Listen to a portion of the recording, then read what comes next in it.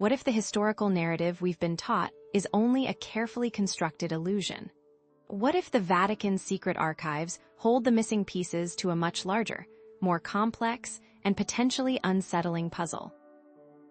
The Vatican, an institution that projects an image of unwavering openness and divine truth, simultaneously shrouds itself in layers of impenetrable secrecy, especially when it comes to its infamous secret archives.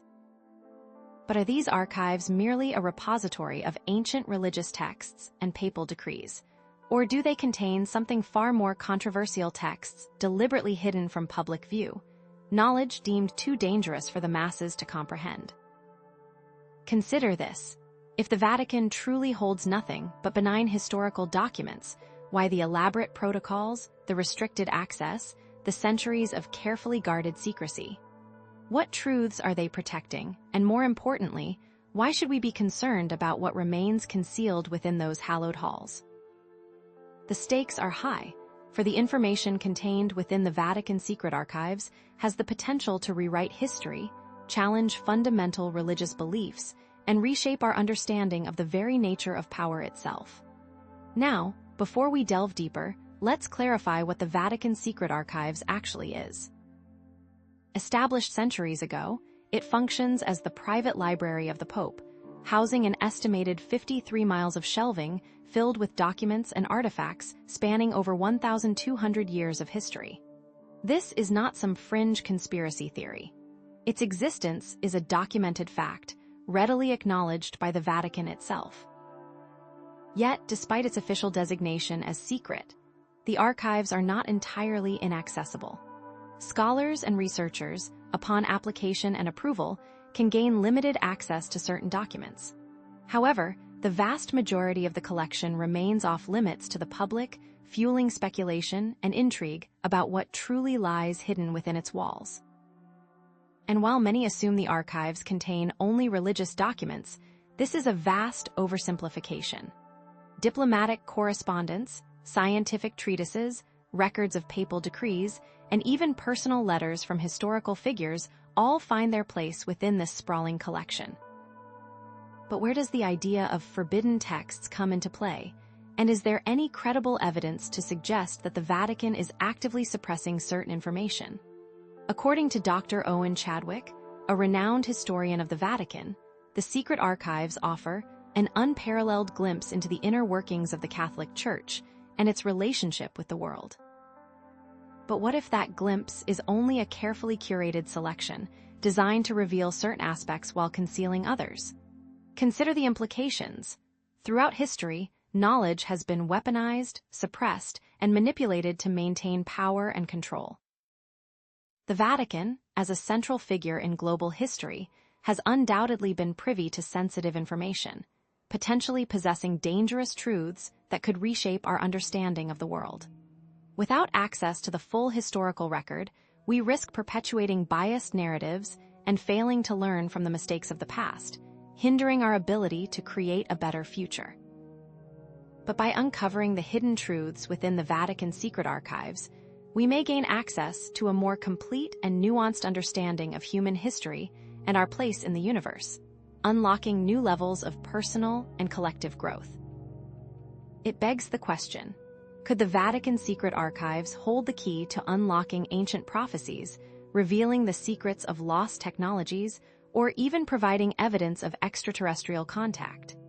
By understanding the potential contents of this vast repository of knowledge, we can begin to challenge conventional narratives, question authority, and seek truth for ourselves. This video asserts that the Vatican secret archives safeguards suppressed narratives, challenging conventional understanding and providing crucial insights into history and spirituality. So, what truths are the Vatican protecting? And why should we be concerned? Our thesis states that they are protecting a version of history, which, when fully understood, transforms our view of the past and our potential future. We will first explore the origins and evolution of the Vatican secret archives, examine the specific texts rumored to be hidden within its walls, texts like the Chronovisor manuscript and suppressed versions of the Third Secret of Fatima, and discuss the potential impact of these revelations on our understanding of history and spirituality. By the end of this video, you will be equipped with the knowledge and critical thinking skills necessary to evaluate claims about the Vatican's secret archives, assess the evidence for forbidden texts, and draw your own conclusions about their potential significance. So, let's begin our journey, where all journeys truly begin at the beginning. Now, while many perceive the Vatican's secret archives as merely a storehouse of religious artifacts, what if its true significance lies in the preservation of diverse, potentially controversial knowledge that extends far beyond the realm of theology? The archives, after all, contain not only religious texts and papal decrees, but also diplomatic correspondence, scientific treatises, legal documents, and records of political intrigue spanning centuries. Consider the implications of this vast collection. Are these simply historical records, or could they contain hidden truths that challenge established narratives and reshape our understanding of the world? Think about the letters exchanged between monarchs, the treaties that redrew national boundaries, the accounts of scientific discoveries that were later suppressed or altered. These documents offer a glimpse into the Church's complex interactions with the world, interactions that were not always purely spiritual or benevolent. The inclusion of documents related to the Inquisition, the Crusades, and the Church's involvement in countless political conflicts exposes the darker aspects of its history, aspects that some might prefer to keep hidden from public view. The potential for these non-religious documents to contain controversial information is immense, suggesting that the archives might hold evidence of political machinations, suppressed scientific breakthroughs that predate modern science, or alternative interpretations of historical events that contradict established narratives. But even if such documents exist, gaining access to them is no easy task. The Vatican's secret archives are notoriously difficult to access, with a rigorous application process, limited availability of researchers, restrictions on copying documents, and language barriers that can hinder research. Imagine the frustration of a historian who uncovers a tantalizing clue, only to be stymied by bureaucratic obstacles or the sheer volume of material to be sifted through. It begs the question, is this level of security simply a matter of preserving delicate historical documents, or is it intended to discourage deeper investigation into potentially sensitive information? The challenges of accessing and interpreting the archives, given its vast size and the limited availability of researchers, only adds to the mystery surrounding its contents. Let us now turn to the alleged forbidden texts themselves, the very documents that are rumored to hold the keys to unlocking long-suppressed truths. While the Vatican vehemently denies their existence, these texts have captured the imagination of researchers, historians, and conspiracy theorists alike. We must emphasize here that their existence is largely based on speculation and anecdotal evidence, but the persistent rumors surrounding them warrant further investigation. Take, for example, the infamous chronovisor, a device said to allow its operator to view past events with unparalleled clarity. According to some accounts, the chronovisor was developed by a Benedictine monk named Father Pellegrino Ernetti, who claimed to have witnessed pivotal moments in history, including the crucifixion of Christ. What if such a device existed and was capable of recording and replaying historical events? The implications for our understanding of history would be staggering. What about the true meaning of the third secret of Fatima, the final part of a prophecy revealed by the Virgin Mary to 3 shepherd children in 1917? While the Vatican has released its interpretation of the secret, many believe that the full message remains concealed, foretelling future world events or containing revelations about the nature of the divine that could shake the foundations of the Church. Could the suppressed Gospels, texts that offer alternative accounts of the life and teachings of Jesus, challenge traditional Christian beliefs and the origins of the Bible? If such texts exist, what truths do they contain, and why have they been deemed too dangerous for public consumption? Could the Vatican be hiding ancient documents or artifacts that could rewrite history and challenge fundamental religious beliefs? We must remember that the Vatican denies the existence of these specific texts, and that definitive proof remains elusive. However, the persistent rumors and speculation surrounding them raise important questions about the nature of knowledge, power, and secrecy. But why would the Vatican choose to suppress certain texts or information, and what motives might drive such a decision? One potential reason is institutional self-preservation. The Vatican, like any large organization, has a vested interest in maintaining its authority, protecting its reputation, and preserving its existing power structures. The release of information that could challenge its doctrines, expose past wrongdoings, or undermine its credibility could have devastating consequences for the Church. Consider the potential impact of revealing evidence of past corruption, cover-ups, or theological inconsistencies. Such revelations could lead to a loss of faith, a decline in membership, and a weakening of the Church's influence on global affairs. Throughout history, the control of information has been a powerful tool for maintaining power and influence, as we have seen time and time again.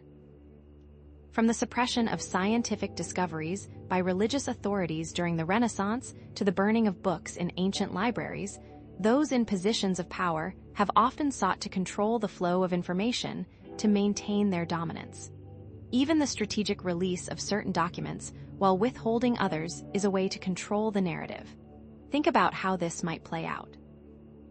The use of ambiguous language in official statements and the delegation of responsibility to lower-level officials are all tactics that could be used to protect the Vatican from accusations of wrongdoing, maintaining what is known as plausible deniability. Yet, it's important to acknowledge that alternative explanations for the secrecy exist. The Vatican may genuinely believe that it is protecting sensitive information from hostile powers or safeguarding the privacy of individuals. The protection of diplomatic communications, personal correspondence, and information that could be used to blackmail or manipulate individuals are all legitimate concerns that could justify a certain level of secrecy. But here's what most people miss. The issue isn't simply about protecting secrets. It's about controlling the narrative, shaping the historical record, and maintaining a particular version of reality. Let us now consider historical parallels and examples of suppressed knowledge to gain a broader perspective on this issue. The Catholic Church's suppression of scientific findings during the time of Galileo is a stark reminder of how institutions can prioritize dogma over truth. The Soviet Union's control of information during the Cold War demonstrates the lengths to which governments will go to maintain power and suppress dissent. And the suppression of certain historical narratives by governments around the world highlights the ongoing struggle to control the past. These historical instances of suppression have had far-reaching consequences, leading to misinformation, manipulation, and the distortion of historical narratives. The perpetuation of scientific errors, the justification of political oppression, and the erasure of marginalized voices from the historical record are all examples of the damage that can be caused by suppressing knowledge. What is the role of whistleblowers and independent researchers in uncovering suppressed knowledge? These individuals often risk their careers, their reputations, and even their lives to bring hidden truths to light. The work of historians who have challenged established narratives, investigative journalists who have exposed corruption, and scientists who have defied conventional wisdom all demonstrate the importance of critical thinking and independent investigation. As we have seen, there are huge potential implications of suppressed knowledge within the Vatican's secret archives, emphasizing the need for transparency and accountability. Imagine a more accurate understanding of history, a more nuanced interpretation of religious doctrines, and a greater appreciation for the complexity of human experience. All within reach, perhaps, if the forbidden texts saw the light of day. But we're just scratching the surface of this issue. What we'll discover next about the potential impact of these revelations on our understanding of history and spirituality is even more shocking. Let's now turn to the alleged forbidden technology hidden within the Vatican's secret archives, perhaps most intriguingly embodied by the rumored chronovisor. What if the Vatican possessed a device capable of peering into the past, a technological window into the very events that shaped our world? We must clarify that its existence is unverified, and many dismiss it as pure fantasy, yet the persistent rumors surrounding the chronovisor make it a compelling case study in forbidden knowledge and the potential for institutional secrecy. Imagine a device that could capture not only images, but also sounds from the past, allowing historians to witness firsthand the signing of the Magna Carta, the construction of the pyramids, or even the life and death of Jesus Christ. This is the purported functionality of the chronovisor, a device said to utilize unknown principles of physics to access and record events from bygone eras. Father Pellegrino Ernetti, an Italian Benedictine monk and scientist, is often credited with its creation, claiming that he and a team of experts built the device in the 1950s. But what exactly did the chronovisor supposedly reveal, and why has its existence been so vehemently denied? Ernetti claimed the chronovisor could tune into residual electromagnetic radiation left behind by past events, reconstructing them into coherent images and sounds, a concept that bears a resemblance to modern theories about the holographic universe and the Akashic records. He even asserted that the device allowed him to witness the crucifixion of Christ, providing details that corroborated historical accounts. But is such a device scientifically plausible, or is it merely a product of wishful thinking and elaborate fabrication? While mainstream science dismisses the chronovisor as pseudoscience, some physicists have speculated about the theoretical possibility of time viewing, albeit with significant technological hurdles. The arguments against the chronovisor's existence are considerable. Skeptics point to the lack of verifiable evidence, the absence of peer-reviewed research, and the inherent paradoxes of time travel. Scientists question the feasibility of capturing and interpreting residual radiation from the past with sufficient clarity to reconstruct detailed events. However, it's important to note that numerous technological advancements once considered impossible have become reality, prompting us to consider the potential implications if the chronovisor or a similar device were indeed real. What impact would it have on our understanding of history, religion, and the very nature of time itself? Here's what most people miss. Despite the widespread skepticism, some individuals who knew Father Ernetti have maintained that the chronovisor was more than just a figment of his imagination. Father François Brune, a French priest and author, claimed to have witnessed the chronovisor in operation and even described seeing a clear image of Christ on the cross. While Brune's testimony is anecdotal and lacks independent verification, it adds a layer of intrigue to the chronovisor mystery. Is it possible that Ernetti and his team stumbled upon a revolutionary technology that was deemed too dangerous or disruptive for public consumption? The potential to rewrite history, challenge established narratives, and undermine power structures is immense if such a device were available. Imagine the impact on religious beliefs if the chronovisor could definitively verify or disprove key historical events related to Christianity or other religions. The device could also be used to uncover hidden truths about political conspiracies, economic manipulations, and other clandestine activities, potentially destabilizing governments and institutions around the world. Could this be the reason for its alleged suppression? Consider this. The chronovisor case, while speculative, serves as a potent reminder of the power of knowledge and the potential consequences of its control. Whether it's a genuine technological breakthrough or a carefully crafted hoax, the chronovisor has captured the imagination of those seeking forbidden knowledge and challenging conventional narratives. But what if the Vatican is not only suppressing knowledge of past events, but also concealing information about the future? Let us now turn to the third secret of Fatima and the potential for prophecy and concealment. Let's delve into the enigma surrounding the third secret of Fatima, a prophecy allegedly revealed to 3 shepherd children in Portugal in 1917, framing it as a potential case of the Vatican concealing information about the future. What if the Vatican possesses knowledge of impending cataclysms, global upheavals, or spiritual transformations that it deems too dangerous for public consumption? The apparitions at Fatima, particularly the first 2 secrets, which foretold the outbreak of World War II and the rise and fall of communism, created a widespread belief in the prophetic nature of the Fatima messages, adding weight to the mystery surrounding the third secret. The official Vatican interpretation of the third secret, released in 2000, focuses on its message of faith, repentance, and the suffering of the Church. The Vatican claims that the third secret has been fully revealed and that it primarily concerns the assassination attempt on Pope John Paul II in 1981. Then Cardinal Joseph Ratzinger, later Pope Benedict XVI, stated that the vision of the third secret was a symbolic representation of the struggles faced by the Church in the 20th century, not a literal prophecy of future events. But does this official interpretation tell the whole story, or is the Vatican deliberately downplaying the true significance of the third secret?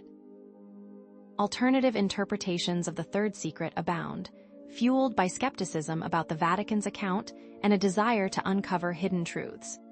Conspiracy theories suggest that the third secret contains warnings of apocalyptic events, global catastrophes, or the rise of the Antichrist, potentially leading to widespread fear and social unrest.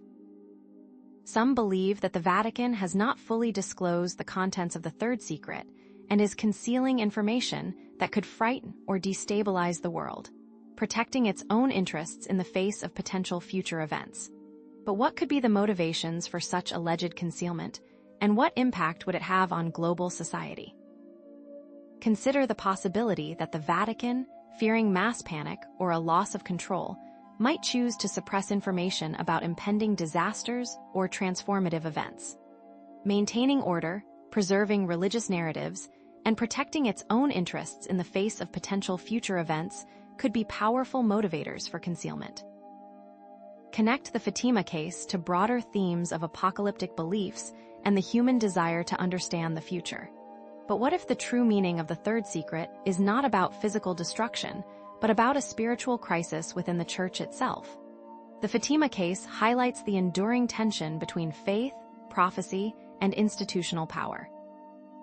The contrast between the official interpretation and the alternative theories fuels the enduring mystery surrounding its true meaning, a mystery that resonates with those seeking hidden truths and challenging established narratives. The alleged concealment of the third secret has led to numerous conspiracy theories. It demonstrates a lack of transparency and raises questions about the Vatican's motivations. Could the Vatican be hiding a truth that would shatter the foundations of the Church, or are these theories simply the product of overactive imaginations? Let us now move on and explore the possibility that the Vatican is not only suppressing knowledge of technology and prophecy, but also of alternative religious traditions found in suppressed Gospels. Now let's turn our attention to the concept of missing or suppressed Gospels, texts that were excluded from the biblical canon, framing them as potential sources of alternative religious narratives. What if the Vatican possesses ancient texts that offer a radically different understanding of Jesus, his teachings, and the origins of Christianity? It's crucial to remember that the Bible is not a complete record of all early Christian writings, and many other Gospels existed in the early centuries of Christianity, offering diverse perspectives and interpretations. Consider the Gospel of Thomas, a collection of 114 sayings attributed to Jesus, many of which differ significantly from those found in the canonical Gospels. The Gospel of Mary Magdalene portrays Mary as a close disciple of Jesus who received special teachings that were not shared with the other apostles.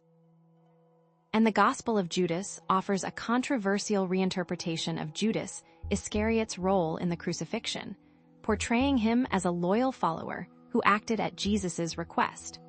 What could these alternative narratives reveal about the diversity of early Christian beliefs and the complex process by which the biblical canon was formed? These Gospels offer different perspectives on the life and teachings of Jesus, the role of women in early Christianity, and the nature of the divine.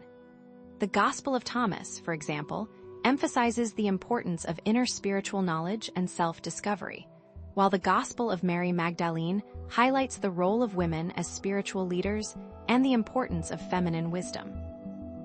The Gospel of Judas challenges the traditional portrayal of Judas as a traitor, suggesting that he was acting in accordance with Jesus' plan. But why were these Gospels excluded from the biblical canon, and what impact would they have on our understanding of Christianity if they were widely accepted? The reasons for their exclusion are complex, involving issues of theological consistency, political power, and the construction of orthodox beliefs. Early church fathers, such as Irenaeus and Tertullian, played a crucial role in defining which texts were considered authoritative and which were deemed heretical, shaping the development of Christian doctrine and suppressing dissenting voices. Those with conflicting theologies with the Church's narrative are considered heretical. But what if these so-called heretical texts contained valuable spiritual insights that have been lost or suppressed over time? The potential impact of these missing Gospels on our understanding of Christianity is immense. They could challenge traditional doctrines, offer alternative spiritual perspectives, and reveal a more nuanced and diverse picture of early Christian beliefs. They could also raise questions about the authority of the Church, the interpretation of Scripture, and the nature of religious truth.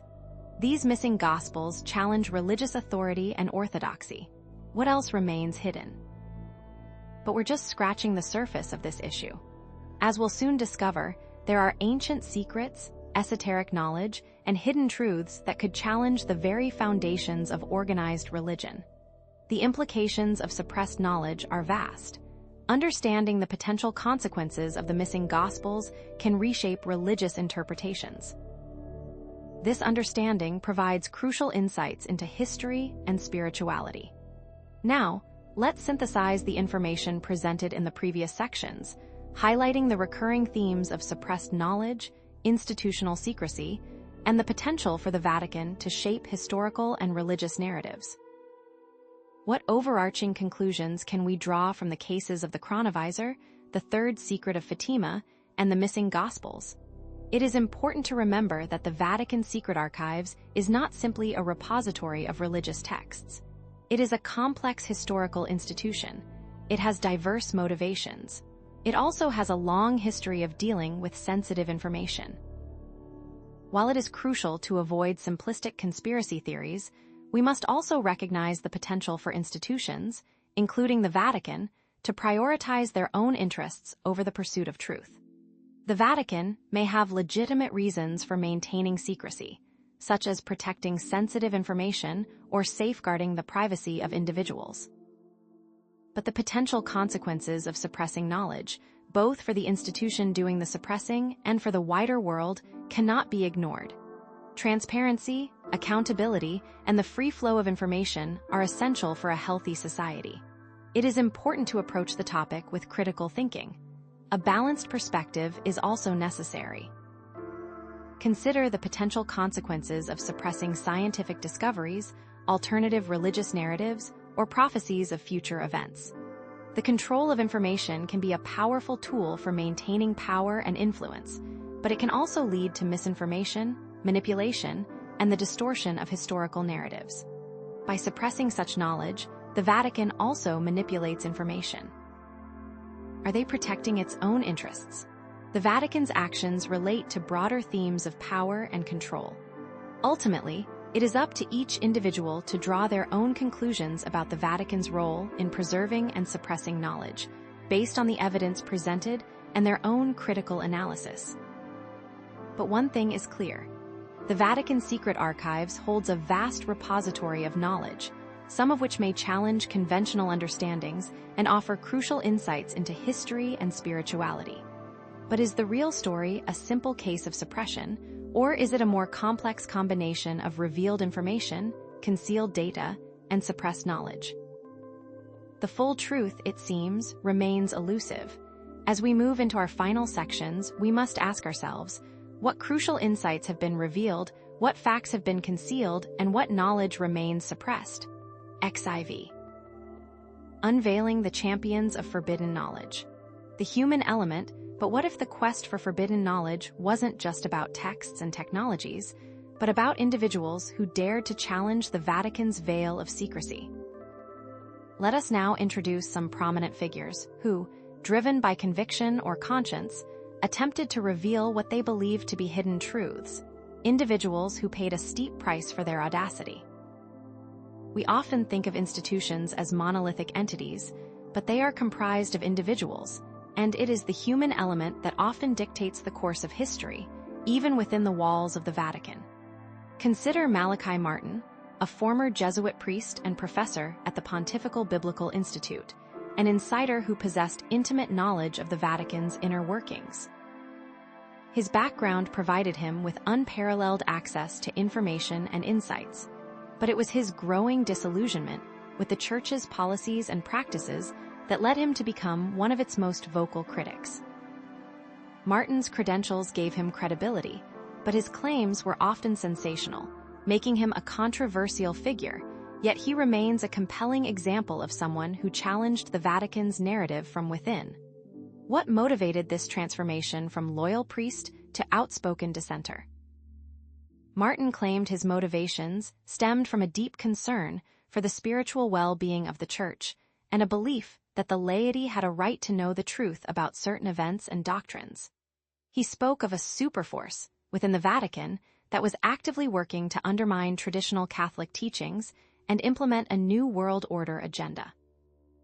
He also asserted that the Third Secret of Fatima contained warnings of a coming apostasy within the Church and a global spiritual crisis. Martin's claims are controversial, but he believed he was acting in the best interests of the Church and humanity. But what specific information did Martin seek to reveal, and how did it connect to the alleged forbidden texts and themes we've been discussing? Martin sought to expose the alleged true meaning of the Third Secret of Fatima, claiming it was far more terrifying and apocalyptic than the Vatican's official interpretation suggested, stating it involved a looming spiritual darkness.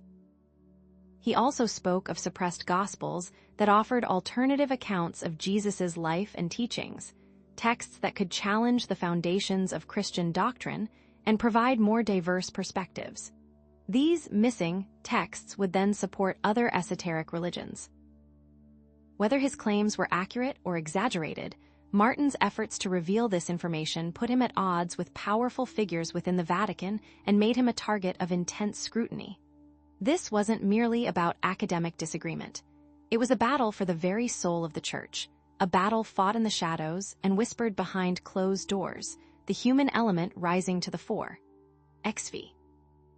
Tangled webs, connecting the truth seekers and their quests now, let's consider how these figures and their individual quests for forbidden knowledge might be connected, weaving a tangled web of shared objectives and potential collaborations. What patterns emerge when we examine their efforts together?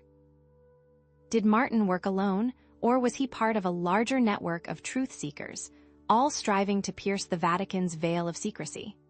It's crucial to remember that the pursuit of knowledge, especially forbidden knowledge, rarely occurs in isolation, like a complex ritual dance. While there's no definitive evidence to suggest a formal, coordinated movement to expose the Vatican's secrets, it's plausible that these individuals were influenced by similar sources, intellectual traditions, or perhaps even secret societies or underground movements. Martin, for example, was known to have connections to traditionalist Catholic groups who opposed the Vatican's modernizing reforms. Other researchers and authors who have written about the Vatican secret archives may have drawn inspiration from Martin's work, building upon his claims and furthering the investigation into alleged suppressed knowledge. Did they share information? Did they provide mutual support? Or were they simply independent actors, each drawn to the same mysteries and compelled to seek the truth? It is also important to acknowledge the possibility of esoteric orders, clandestine networks that may have played a role in preserving and disseminating forbidden knowledge, though direct evidence of such involvement is difficult to obtain. These could be intellectual movements or secret societies. The Rosicrucians, Freemasons, or other groups could have influenced the work of Martin or other researchers, providing them with access to information, resources, or protection. The Vatican's narrative control faces influence. The interconnectedness of knowledge will be revealed. This web is surrounded by the Vatican secret archives.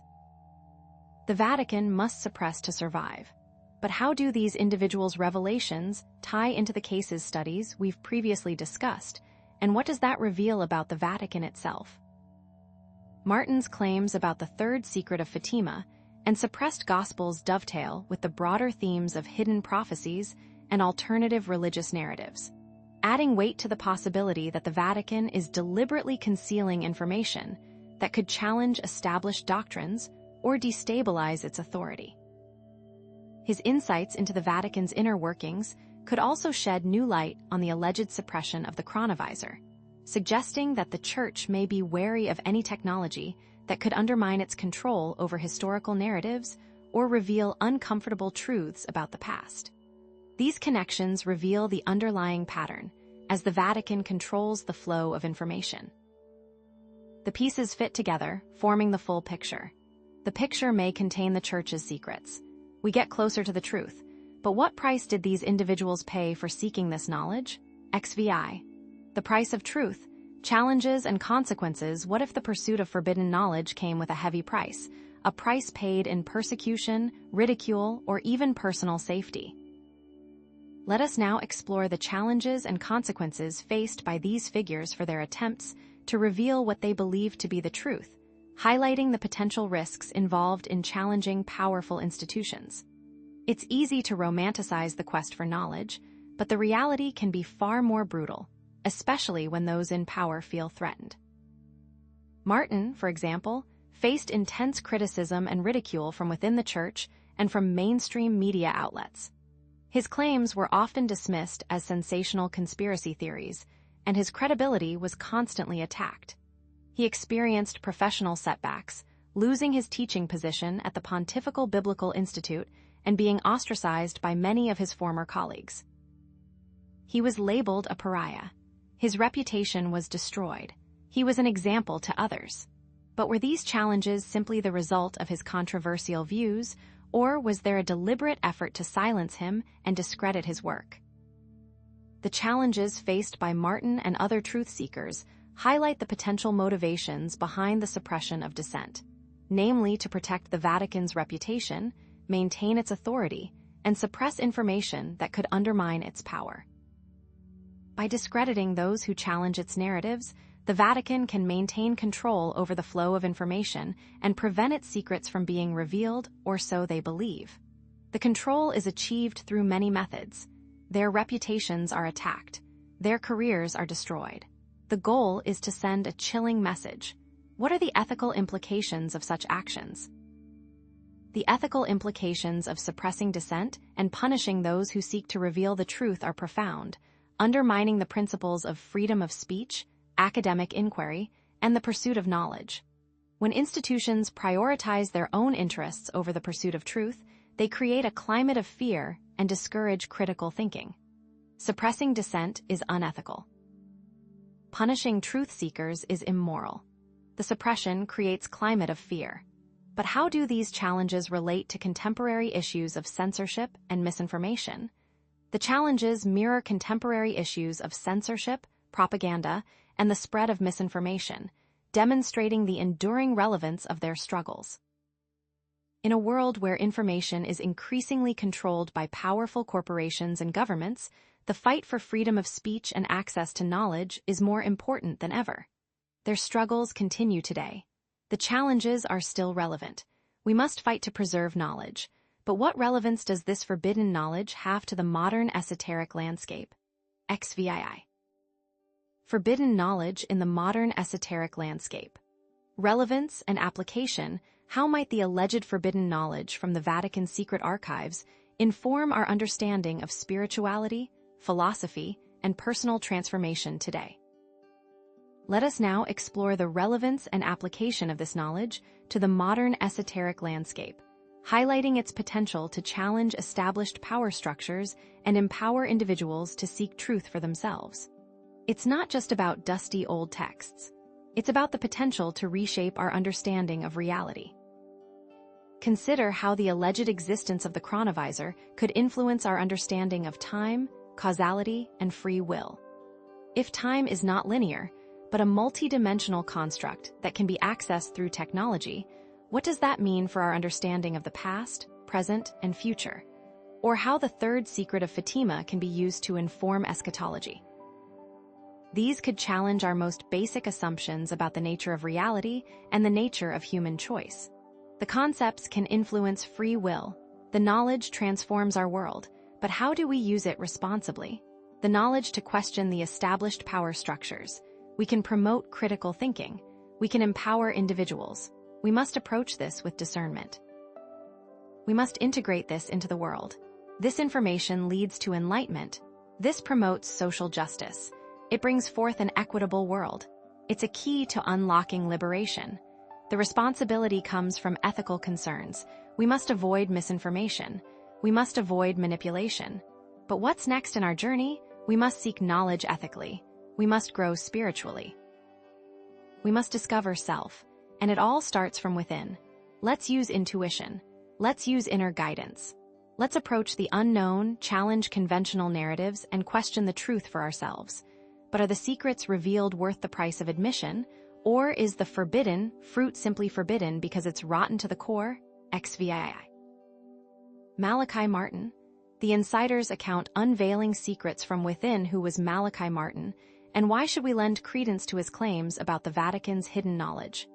Let us introduce him as a key figure, a former Jesuit priest with high-ranking Vatican connections, who offered a unique, if controversial, glimpse into the inner sanctums of the Church.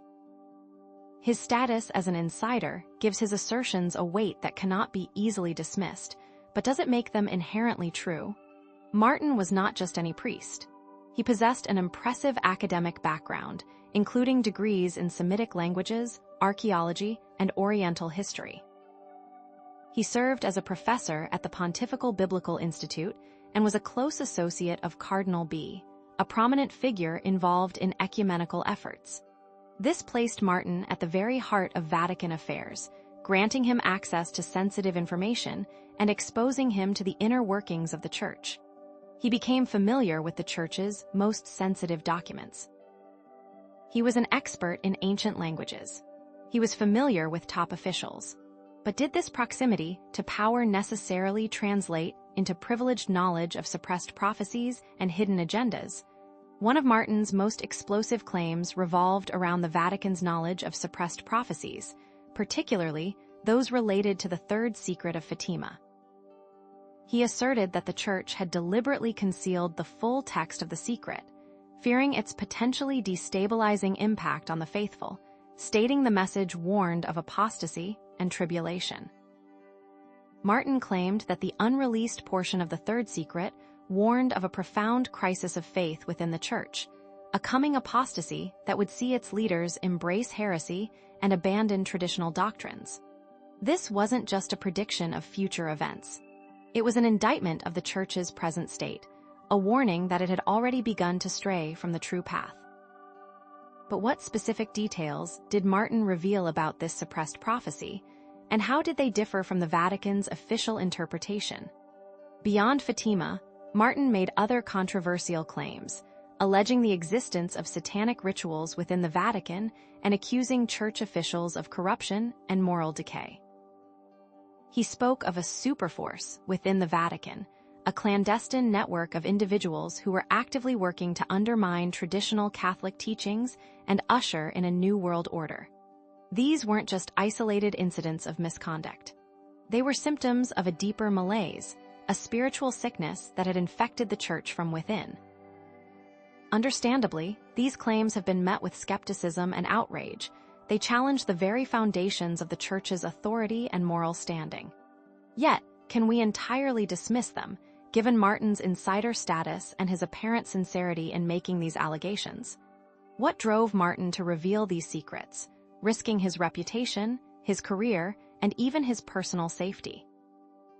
Was it a genuine desire to warn the world about impending dangers, or were there other, more complex motivations at play? His disillusionment with the Church's modernizing reforms is well documented. He felt that the Vatican II Council had opened the door to heresy and undermined traditional Catholic values. Perhaps his decision to speak out was an act of rebellion, a last-ditch effort to defend the Church he loved from what he saw as internal forces of destruction. Regardless of his motivations, Martin's revelations have had a lasting impact on the public's perception of the Vatican, fueling conspiracy theories and inspiring a sense of distrust towards established institutions. Did Martin believe he was saving the church, or was he simply settling scores? XIX. The Fatima timeline discrepancies. The devil in the details. If Malachi Martin's claims hold any weight, shouldn't we find supporting evidence in the historical record, discrepancies that hint at a hidden narrative?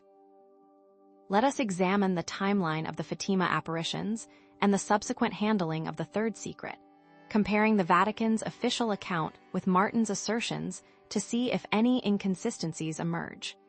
Are these discrepancies merely the result of innocent errors and misinterpretations, or do they point to a deliberate attempt to conceal the truth?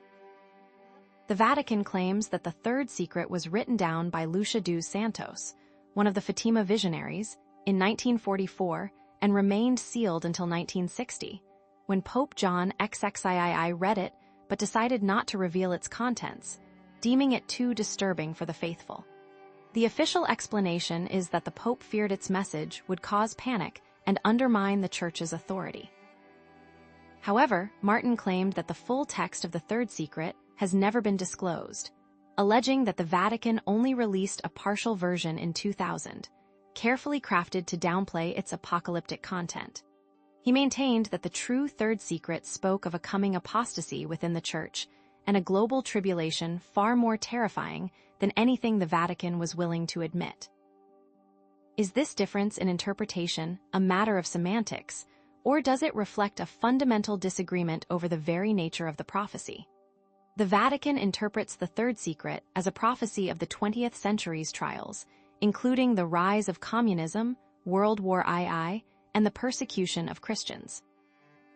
The release text describes a bishop dressed in white being killed by soldiers, an event that the Vatican associates with the assassination attempt on Pope John Paul II in 1981. However, those who believe the full text has been suppressed argue that the released version is incomplete and misleading, pointing to linguistic nuances and symbolic imagery within the text that suggest a more alarming prophecy. The phrase "bishop dressed in white," for example, could be interpreted as a reference to a future pope who embraces heresy, leading the Church into apostasy. The delayed release and altered message causes reasonable suspicion. The differing versions raise the stakes. Could a hidden message affect the fate of millions? So, does the devil truly lie in the details of the Fatima timeline? Consider, too, the linguistic nuances of the third secret. The original Portuguese text uses phrases and imagery that are open to multiple interpretations. The phrase "penetra em Portugal a fé sempre se conservará," which is often translated as "in Portugal the dogma of the faith will always be preserved," could also be interpreted as "the faith will always be preserved through Portugal," suggesting that Portugal will play a key role in preserving the true faith during a time of crisis, potentially in relation to the idea that the true pope will be Portuguese and usher in an era of peace. These discrepancies and nuances might seem minor, but they have fueled countless debates and conspiracy theories, raising questions about the Vatican's honesty and transparency, showing that even language can have a secret meaning. Given the potential implications of these discrepancies, can we afford to ignore them? The Fatima case, therefore, connects to broader themes of institutional secrecy and the suppression of dissenting voices. If the Vatican is willing to conceal or distort the message of a prophecy, what else might it be hiding? The discrepancies in the Fatima timeline raise troubling questions about the Church's commitment to truth and its willingness to protect its own interests, even at the expense of transparency. This raises concerns about the Vatican's credibility and the extent to which its pronouncements can be trusted. But is it fair to judge the entire Church based on the alleged actions of a few individuals? Let's present a documented timeline showcasing this information. Event Vatican's Account Martin's Account Third Secret written 1944-1944, Third Secret read 1960-1960, full text, released 2000, partial. Never released interpretation emphasis 20th century, trials apostasy and tribulation XX.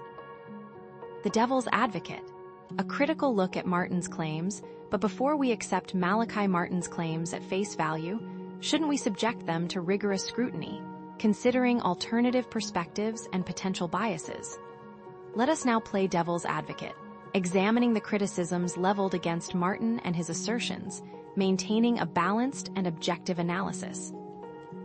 Are Martin's claims based on solid evidence, or are they merely the product of sensationalism and personal agendas? Martin faced criticism from Catholic scholars and theologians who accused him of sensationalism, exaggeration, and a distorted view of church history. They argued that his claims about satanic rituals within the Vatican and corruption among church officials were unsubstantiated and harmful to the church's reputation. Some suggested that Martin was motivated by a desire to promote his own books and theories, using controversy to generate publicity and increase sales. There is no doubt that Martin's views can be seen as shocking to mainstream opinions.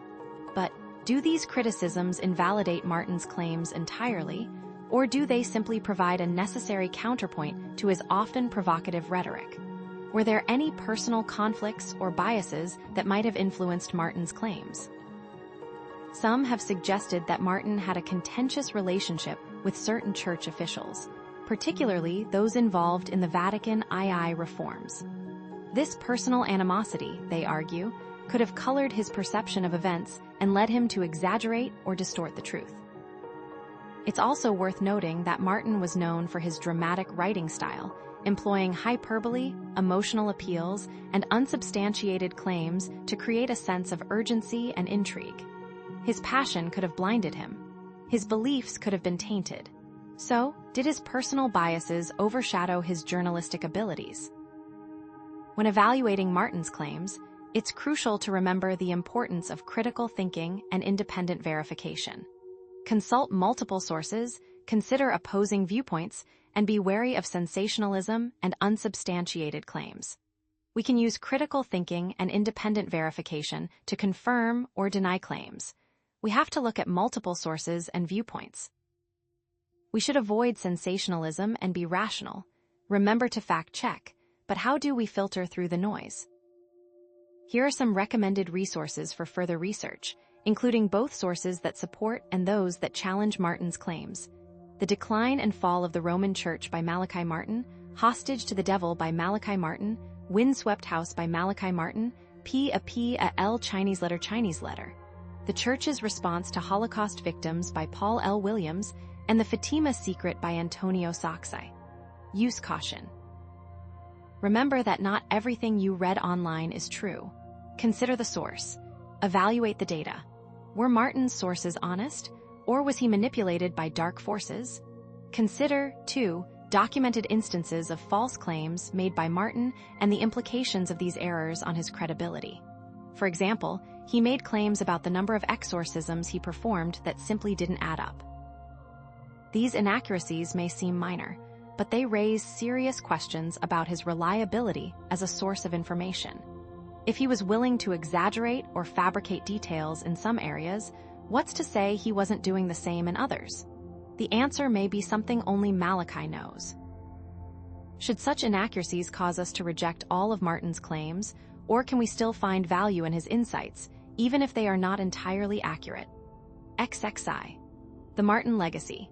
Inspiring inquiry or spreading mistrust.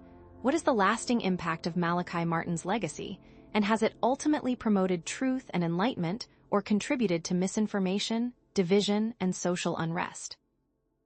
Let us now consider the ethical implications of Martin's work, exploring how it has influenced the public's perception of the Vatican and its role in shaping contemporary spiritual and political discourse. How has Martin affected how people view the Catholic Church? Martin's claims have undoubtedly contributed to a broader sense of distrust and skepticism towards established institutions, particularly the Catholic Church. His allegations of corruption, conspiracy, and moral decay have resonated with those who already harbor suspicions about the Church's power and influence. His books and interviews have become fodder for conspiracy theorists, who see his revelations as proof of a vast, hidden agenda being carried out within the Vatican. In an era of fake news, Has he helped or harmed the search for the truth? Has he increased or decreased the mistrust? Let's consider whether Martin's actions have ultimately promoted truth and enlightenment, or have instead contributed to misinformation, division, and social unrest. His supporters argue that he bravely exposed wrongdoing and challenged a powerful institution, giving voice to suppressed truths and empowering individuals to question authority. His critics, on the other hand, contend that he spread fear and mistrust, fueled conspiracy theories, and undermined the Church's ability to do good in the world. Is Martin a hero or a villain? Or is he somewhere in between? The ethical implications of speaking out against perceived wrongdoing are complex, as one must consider. On one hand, individuals have a responsibility to expose corruption and injustice, even when doing so may have negative consequences. On the other hand, they must also be mindful of the potential harm that their actions may cause, weighing the potential benefits of revealing the truth against the risks of spreading misinformation, fueling division, and undermining trust. How can we balance the need for transparency with the need for social cohesion? We must seek truth with both courage and discernment, recognizing the limitations of human knowledge and understanding. Malachi Martin's story serves as a reminder that the pursuit of knowledge is not without its perils, and that we must always be vigilant against manipulation, exaggeration, and the seductive allure of conspiracy theories. We have to seek truth, but we must be careful. We must be wary. We must consider both sides. But how can we tell truth from lies? But we're just scratching the surface, as the next section will build on Martin's story to tell us how to distinguish fact from fiction. XXII. Signaling the conclusion. Reflecting on the Vatican's veiled history as we draw our exploration of the Vatican's secret archives and its alleged forbidden texts to a close, let us reflect on the intricate history and persistent mysteries that surround this institution. What truths might the Vatican be concealing, and why should we care about these hidden narratives, suppressed technologies, and concealed prophecies? Let us now consolidate what we've unveiled and consider the broader implications of our findings and evaluate the veracity of the claims made by Malachi Martin. XXII. Thematic recap. Unveiling patterns of power and concealment, we've seen how seemingly disparate elements from the alleged chronovisor to the controversies surrounding the third secret of Fatima and the missing Gospels converge to reveal a consistent pattern of powerful institutions seeking to control narratives and maintain authority. The common thread running through these examples is not simply the existence of secret texts, but the ongoing struggle between those who seek to control information and those who strive to uncover the truth, showing that the term forbidden knowledge can be used to manipulate or protect others from realities the masses aren't ready to face. These various strands ultimately weave together a tapestry of institutional self-preservation, strategic information control, and the enduring human quest for knowledge and understanding, a search that often clashes with those in power. XXIV. Insightful callback. Re-evaluating the initial questions through new perspectives, returning to our initial question of what truths the Vatican might be protecting, we can now see that it's not simply about concealing specific texts, but about safeguarding a particular interpretation of history and its own institutional power. The earlier discussion of the third secret of Fatima takes on new significance when we consider it in the context of Malachi Martin's allegations, which suggest a deliberate effort to conceal the full extent of its prophecies and a coming crisis within the Church. As we saw with the missing Gospels, knowledge of alternate realities may have dramatic implications on the foundations of society, and the status quo will always protect itself. Remember the timeline, recall the accounts, reflect on the motivations, and you be the judge. XXV. Broadening the implications. Freedom of inquiry and the pursuit of truth. This exploration raises fundamental questions about the nature of knowledge, the responsibility of institutions, and the right of individuals to access information that shapes their understanding of the world. Just as we see in the case of the Vatican secret archives, the control of information remains a powerful tool in shaping public opinion, suppressing dissent, and maintaining power. This dynamic is not unique to religious institutions. It is a fundamental aspect of government, corporate power, and media manipulation, showing that every person should strive to find answers for themselves and not simply accept the party line. The question is, will you accept the challenge? XXVI. Emotional resolution and value. Empowering the viewer to seek knowledge through this exploration, we have gained a deeper understanding of the challenges involved in seeking truth, the importance of questioning authority, and the need for a balanced perspective. With this knowledge, you are now empowered to critically evaluate information, challenge conventional narratives, and make informed decisions about the world around you. Let us continue to seek wisdom, challenge assumptions, and strive for a world where knowledge is freely shared and used for the betterment of humanity, because a more informed population is a more empowered population. By knowing the truth, you can find salvation. XXVII. Closing device. A call to discernment and continued exploration. Ultimately, it all comes down to a commitment to seeking truth with both courage and discernment. Consider how you can apply these principles to your own life and share your insights in the comments below. If you found this video insightful, please like, subscribe, and share it with others who are seeking truth. And if you want to support my mission to unearth and decipher the forgotten teachings of the ancient mysteries and the encrypted knowledge of Western esotericism, consider becoming a Patreon supporter. Until next time, continue to seek out the light, upward and onward.